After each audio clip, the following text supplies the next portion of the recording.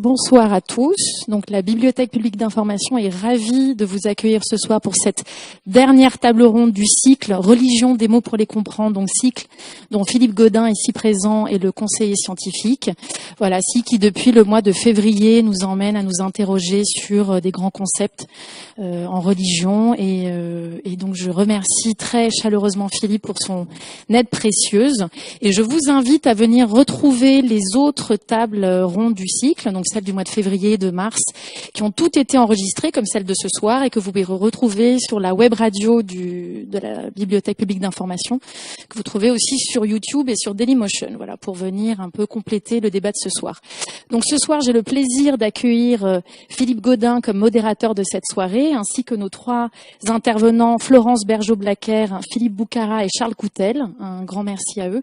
Et donc, pour ouvrir la soirée, je vous propose une courte vidéo introductive du linguiste Bernard Cerchiglini qui va nous proposer l'étymologie du mot.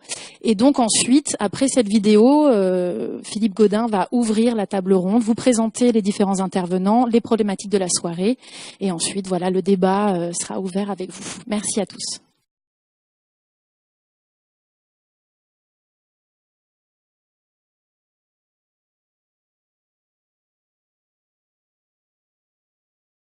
Le mot loi désigne une règle générale impérative, car s'imposant à tous, explicite car vérifiable.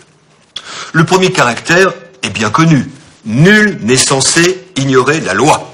On comprend son emploi dérivé au sens de régularité générale établie par la science ou constatée par l'expérience. Loi de gravitation, loi de l'offre et de la demande, loi du genre.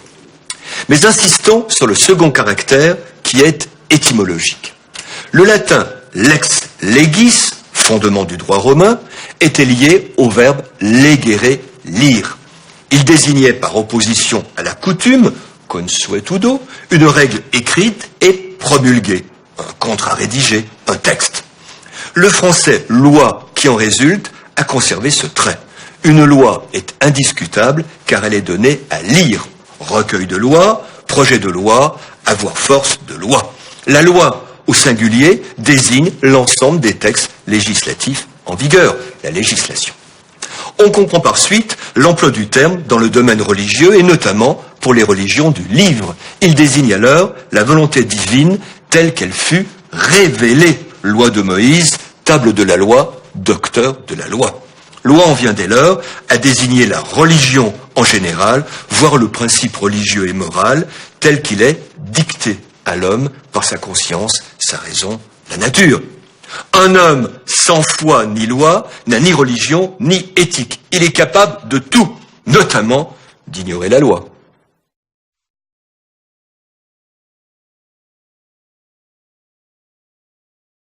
Voilà, tout marche très bien, donc bonsoir à tous.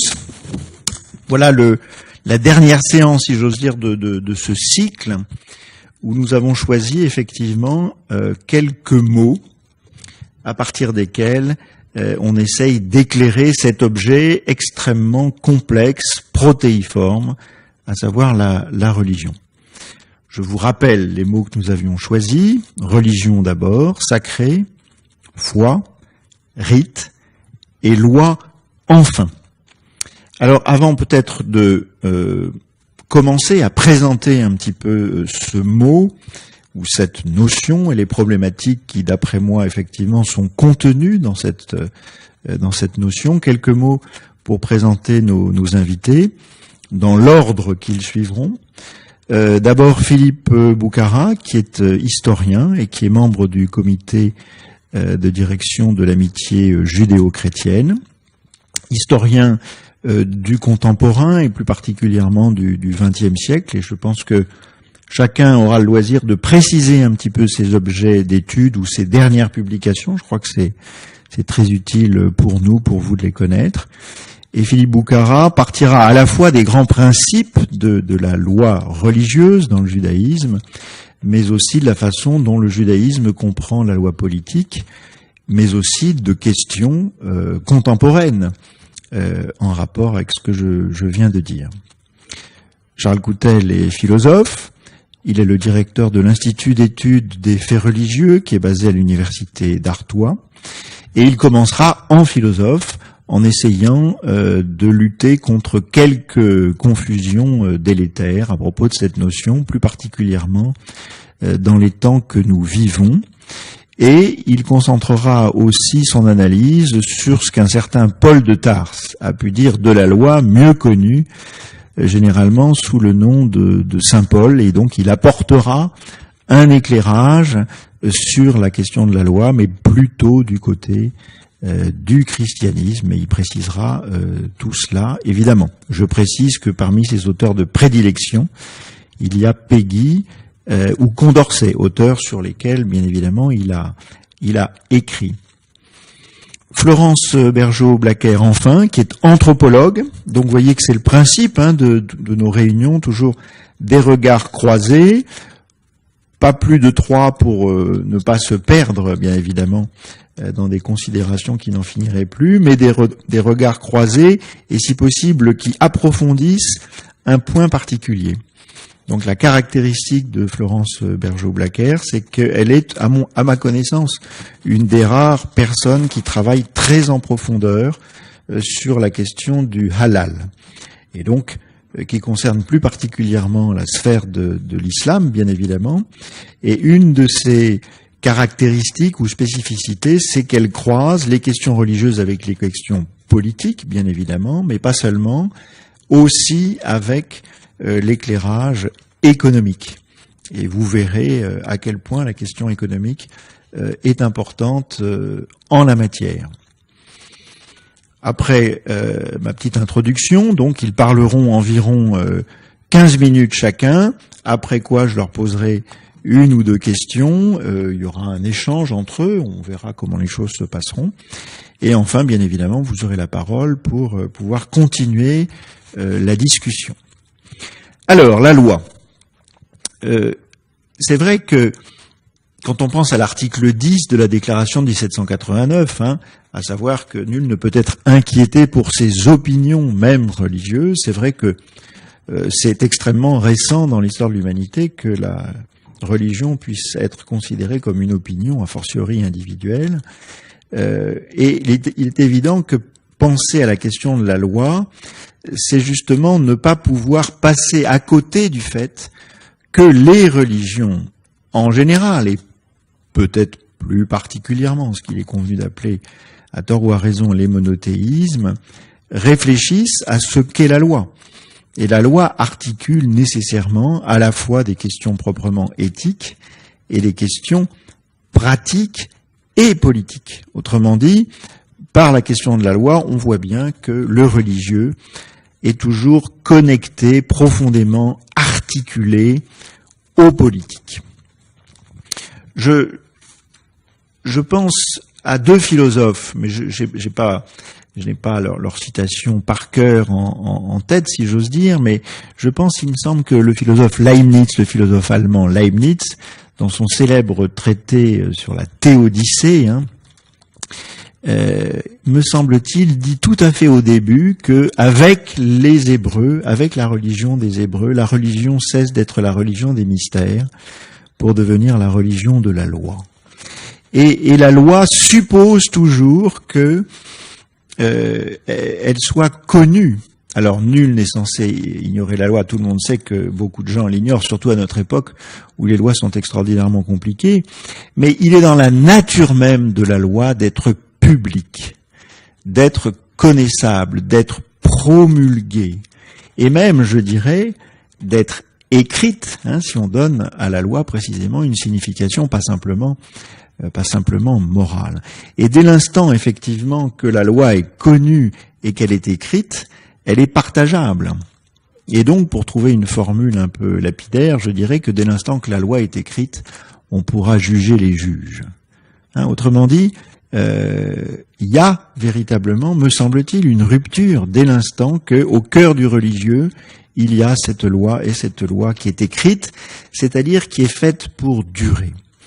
Dans un tout autre état d'esprit, un philosophe comme Rousseau, et à une autre époque, a pu dire si les hommes s'étaient contentés d'interroger leur propre cœur ils auraient tous la même religion, etc. Au lieu de cela, ils ont préféré faire parler la divinité, et il en résulte précisément des dissensions qui n'en finissent plus.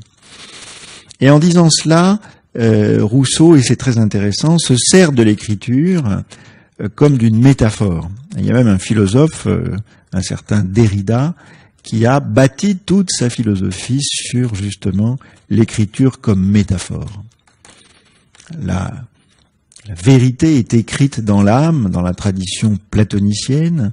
La nature est décrite en langage mathématique, avec la philosophie moderne d'un Galilée ou d'un Descartes. Mais la loi morale, avec Rousseau, avec Kant, est écrite dans le cœur. Donc vous voyez le rapport finalement entre la loi morale, ce dont il a été question d'ailleurs dans le petit film introductif, c'est-à-dire la loi qui s'adresse, ou plutôt la loi que la conscience découvre, par opposition à une loi qui serait sur des parchemins en quelque sorte, c'est que l'une et l'autre, l'une est écrite physiquement et l'une est écrite métaphoriquement. Mais dans tous les cas de figure, ça signifie bien qu'il est de la nature même de la loi que de durer, et j'aurais presque envie de dire éternellement. Non pas nécessairement au sens où la loi ne changerait jamais, mais au sens où il est dans la nature de la loi d'être sans cesse commenté, lu et relu, et donc réécrite d'une certaine manière. Et donc la durée de la loi, c'est le fait que sans cesse elle est réécrite. Et c'est peut-être par là que je conclurai cette petite introduction à la notion même de loi dans sa relation aux religieux.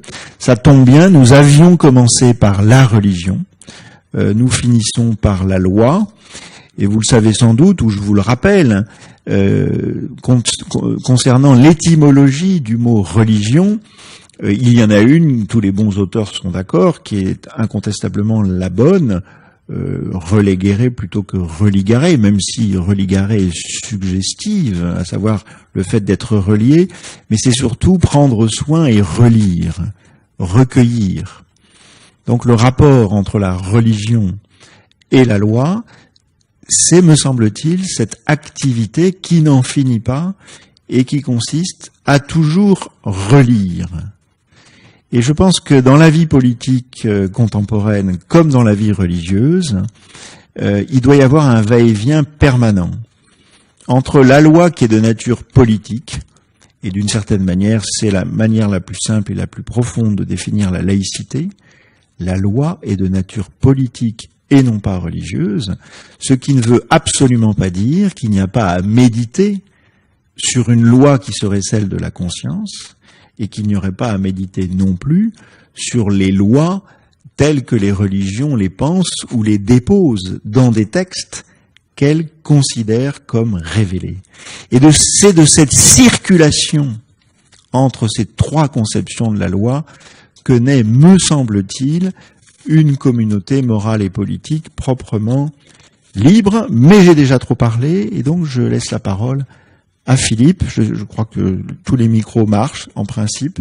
Donc, pour 15 minutes, Philippe Boucard. Merci beaucoup pour cette introduction. Et effectivement, donc on va essayer d'entrer dans cette démarche de la sociologie des religions qui consiste à ne pas faire l'apologie d'une religion ni à étudier les religions comme une sorte de maladie dont il faudrait guérir, mais au contraire à essayer de comprendre cette complexité du fait religieux qui est constitutif de l'humain. Alors, puisque j'ai le privilège de commencer en premier, le judaïsme étant la plus vieille des religions, c'est à la fois un avantage et un inconvénient. Je parle là du judaïsme, pas pour moi-même. Je me propose d'abord de présenter quelques notions sur la manière dont est agencée la loi religieuse dans le judaïsme, et deuxièmement essayer de montrer comment est-ce que la loi religieuse peut s'articuler avec la loi civile du pays dans lequel on vit, et puis troisièmement de voir dans l'actualité quelles conséquences ça peut avoir cette manière-là de penser le religieux et son rapport aux politiques. Enfin, la loi religieuse et son rapport avec la loi civile. Alors, en ce qui concerne la loi dans le domaine de la religion, les rabbins ont établi il y a très longtemps, alors là je me place donc du point de vue des rabbins, c'est-à-dire du judaïsme rabbinique, comme on dit, ils ont établi il y a très longtemps un distinguo entre les lois qui se trouvent déjà formulées explicitement dans la Torah, c'est-à-dire qui sont révélées directement du ciel, si on a la conception la plus classique de la Torah, et puis les lois qui ont été édictées par les rabbins. Hein, on appelle ça en araméen une loi d'Eoraita et une loi des Rabbanan. La loi d'Eoraita, si elle figure explicitement dans la Torah, elle a un degré d'autorité sur les fidèles qui est plus élevé qu'une loi qui a été édictée postérieurement par des hommes qui ont simplement interprété la Torah. Vous voyez, on fait ce distinguo. Très concrètement, ça veut dire qu'aujourd'hui, il est beaucoup plus facile de trouver un aménagement par rapport à une loi édictée par des rabbins que par rapport à une loi qui se trouve explicitement dans la Torah.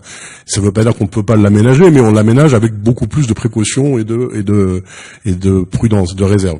Alors, je crois qu'une des originalités du judaïsme, c'est que c'est une religion qui valorise plus la pratique que la croyance. Et d'ailleurs, je sais que c'est difficile à comprendre quand on s'adresse à un public français de culture pétrie de culture catholique depuis longtemps, une religion qui n'affirme pas grand-chose comme dogme, même pratiquement rien comme dogme auquel il faudrait adhérer dans le domaine de la croyance, mais qui par contre codifie énormément de pratiques. Et c'est ça la loi religieuse juive, c'est la codification extrêmement minutieuse des pratiques auxquelles les êtres humains qui adhèrent à cette religion-là doivent se conformer.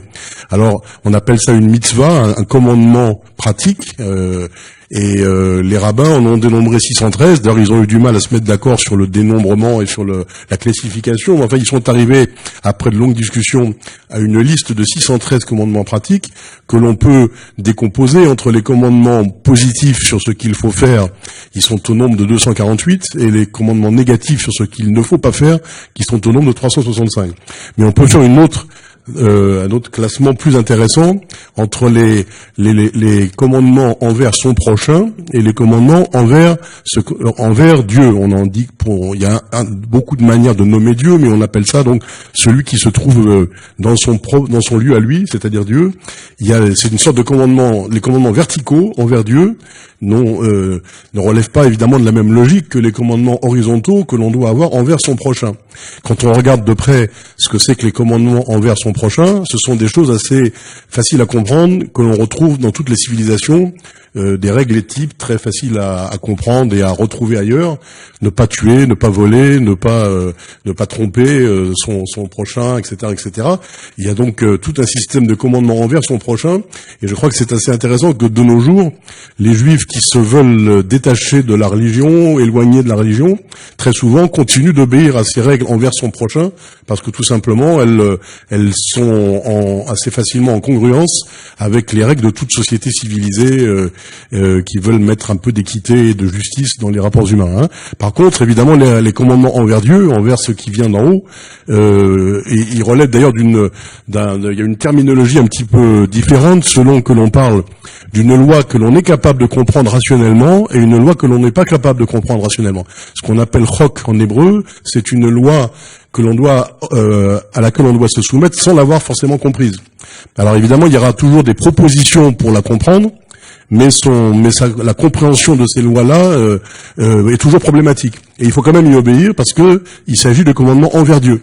Par exemple, je vais éviter d'ailleurs de rentrer trop dans les exemples détaillés parce que je n'ai pas la culture rabbinique suffisante pour démontrer de manière très technique comment est-ce qu'on va classifier tous ces commandements, mais enfin tout ce qui concerne par exemple la nourriture cachère, les interdits alimentaires du judaïsme relèvent de ces commandements qui sont envers Dieu, parce que finalement vis-à-vis de mon prochain, ça ne lui importe peu que je mange ceci ou pas cela, ça n'a aucune incidence sur mes rapports avec mon prochain. Par contre, c'est Dieu qui me demande par en haut de ne pas manger certaines choses, et donc là, je dois appliquer ces règles, mais sans les avoir forcément comprises, même si par ailleurs, il y a des tas de propositions qui sont faites pour les comprendre. Heureusement, elles ne viennent pas en contradiction avec la diététique moderne, mais au contraire, elles sont plutôt en harmonie. Donc, on va trouver des sens symboliques, des sens poétiques, mais finalement, il faut y obéir à ces lois-là sans les avoir a priori comprises. Hein. Et alors là, ça fait partie d'ailleurs sur le plan sociologique des originalités du judaïsme, c'est que on peut très volontiers se soumettre avec beaucoup de discipline à des lois envers Dieu, tout en se sentant très libre vis-à-vis des lois édictées par les hommes. Et dans la culture religieuse juive profonde, la soumission qui est due à la loi divine, elle est pas du tout, elle n'entraîne pas du tout le même niveau de soumission que l'on doit avoir envers la loi du roi, de l'État, envers les lois édictées par les hommes. Alors je vais y venir dans un instant. Vous voyez mais je reste encore que brièvement sur la question donc des lois, de la loi religieuse. Vous avez un concept très intéressant, je crois, dans la pensée rabbinique qu'on trouve dans le Talmud. J'ai noté la référence précise, c'est dans le traité Kiddushin, page 31a. Vous avez une règle qui s'énonce comme ceci. Alors, je vous passe la citation en araméen, hein, ça ne va pas nous aider. Mais celui qui applique un commandement parce qu'il y est obligé vaut plus que celui qui applique un commandement alors qu'il n'y est pas obligé. Et donc là, il y a une réflexion assez profonde sur la liberté humaine et qui va en décalage, je dirais pas en contradiction, mais en décalage avec les mentalités modernes et occidentales. Je crois qu'en Occident aujourd'hui, on trouve une sorte d'optimum consiste à faire les choses librement, selon sa propre inclinaison personnelle. Je souhaite faire le bien envers mon prochain, et on valorise beaucoup le fait de faire le bien parce qu'on veut le faire, parce qu'on a envie de le faire, parce qu'on a librement choisi de le faire. Et la pensée rabbinique classique dit le contraire. Elle dit qu'il faut faire le bien, non pas parce qu'on a envie de le faire, mais parce qu'on est obligé de le faire par une loi qui s'impose aux hommes et qui vient de Dieu. Et alors concrètement, ça veut dire quoi? Ça veut dire que, je vais prendre un exemple très simple. Les parents ont un certain nombre d'obligations envers leurs enfants de faire le bien, c'est-à-dire de bien s'occuper de leurs enfants. Et il est clair qu'il y a certains matins où ils n'ont pas envie de le faire, les parents. Ils n'ont pas envie de se casser la tête à s'occuper bien de leurs enfants, mais ils doivent le faire quand même. Ils ne doivent pas le faire simplement parce qu'ils ont envie de le faire, parce que ça deviendrait quelque chose de facultatif, de fonction de l'inspiration du moment ou de certains degrés de l'envie. Donc, vous voyez, il y a cette idée que les règles éthiques, les règles envers son prochain, s'appliquent parce qu'on est obligé de s'y astreindre et non pas parce que le libre arbitre entre en jeu à ce moment-là. Ça ne veut pas dire que le libre arbitre est aboli, mais il n'est pas la source, vous voyez, du comportement individuel. Alors, on appelle ça l'orthopraxie, vous voyez, le fait de se conformer à toutes ces règles, à tous ces commandements pratiques, de s'y conformer par discipline. Cette discipline, on peut l'appeler l'orthopraxie, mais elle laisse ouvert le champ de la pensée libre, de la discussion libre sur les idées, même sur l'interprétation des textes fondamentaux. Donc, il ne faut pas confondre l'orthopraxie et l'orthodoxie, et ça nous entraînerait loin, mais ça sortirait un peu du format un petit peu cours de notre séance, de réfléchir sur ces deux termes, orthopraxie, c'est-à-dire comportement conforme à la loi, et puis orthodoxie, c'est-à-dire pensée conforme à une loi qui, à mon sens, finalement n'est pas proposée dans le système religieux du judaïsme. Hein. Maintenant, si j'en viens à la question du rapport avec la loi civile, alors finalement, elle se pose dans deux cas assez différents, et on pourrait même dire 3 cas différents. Je veux dire que soit les Juifs vivent dans une société où ils sont majoritaires, soit ils vivent dans une société où ils sont minoritaires. Et il y a une variante de ça, c'est quand ils sont dans une société majoritaire, enfin ils sont donc majoritaires dans la société, mais ils sont quand même soumis à une domination étrangère. Ce qui ramène finalement au cas de figure où ils sont minoritaires. Donc finalement la loi dans une société où les Juifs sont minoritaires, ou bien dans une société où ils sont sous la domination d'une puissance étrangère, donc ça revient à peu près au même, c'est une loi qui a une source tout à fait différente de la loi religieuse juive. Quel est le comportement prescrit par la religion juive face à une telle loi civile? Et la réponse classique des maîtres du Talmud, c'était la loi du royaume et la loi. Hein. Vous avez une formule en araméen qui dit la loi du royaume et la loi, alors on trouve déjà ça dans les évangiles, et lorsque Jésus nous dit qu'il faut rendre à César ce qui est à César et rendre à Dieu ce qui est à Dieu, il dit ce que disent les rabbins de son temps. D'ailleurs, le contexte dans lequel il le dit, c'est le paiement de l'impôt qui est dû aux Romains, et c'est un exemple typique de cette application par les rabbins, alors non plus dans l'Antiquité, non plus à l'époque talmudique, mais tout au long des siècles, jusqu'à une période très récente, ils ont continué à dire que, enfin, ils ont compris que le paiement en temps et en heure de l'impôt était la manière de prouver la loyauté envers le roi, envers le gouvernement de l'État dans lequel les Juifs sont ressortissants.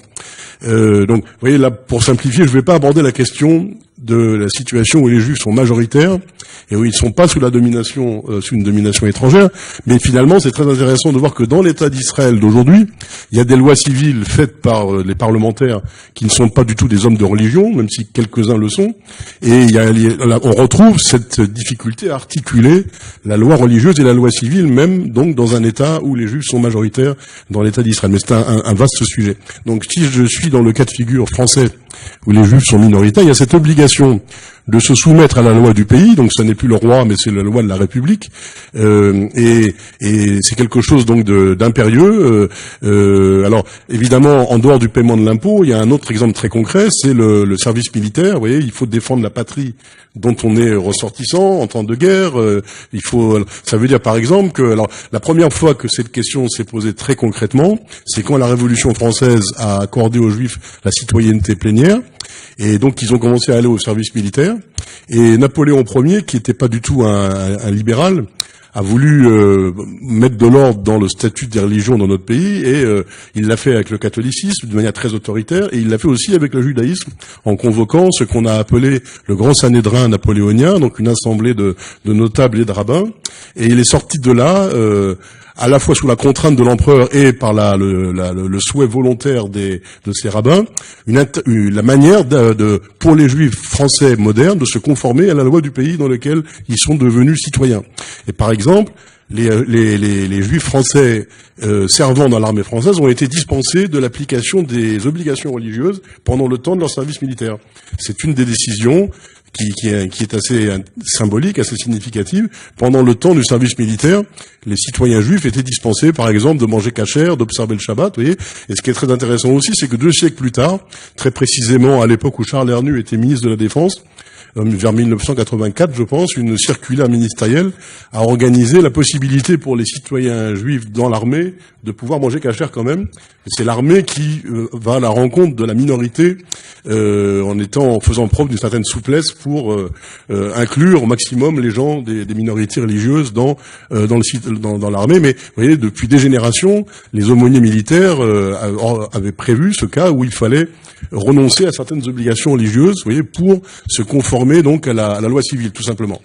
Donc ça, c'est une articulation, vous voyez, fondamentale. Et je voudrais simplement mentionner que lorsque le Conseil d'État a eu à délibérer, il y a à peu près 25 ans maintenant, pour la première fois, de problèmes très concrets liés au statut de l'islam dans notre pays, il s'est référé à l'expérience juive pour aborder ces questions.